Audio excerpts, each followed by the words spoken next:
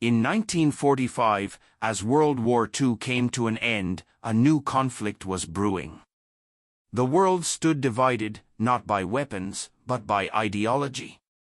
The United States, champions of capitalism, and the Soviet Union, defenders of communism, eyed each other warily.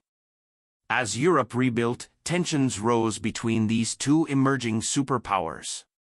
The creation of the United Nations in 1945 was meant to be a beacon of global cooperation.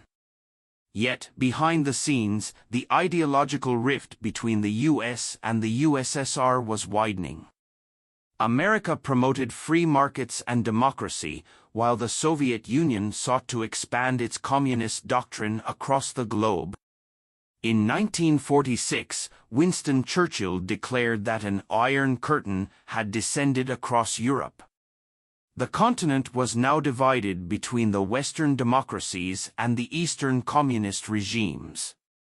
The once allied nations of the US and USSR had begun a new kind of conflict, a Cold War.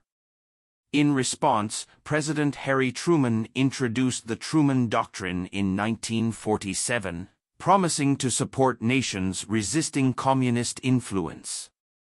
Alongside this, the Marshall Plan injected billions into war-torn Europe, ensuring that Western nations remained free from Soviet control. This set the stage for decades of Cold War rivalry. In 1949, NATO was formed as a collective defense pact against Soviet aggression. In response, the USSR created the Warsaw Pact in 1955. The Cold War was now a global chess game, with both superpowers seeking dominance through alliances, espionage, and military might.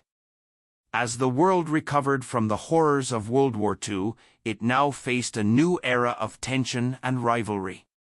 The Iron Curtain that had descended over Europe would divide the world for decades, leading to a Cold War that would shape international relations, politics, and military strategies for generations.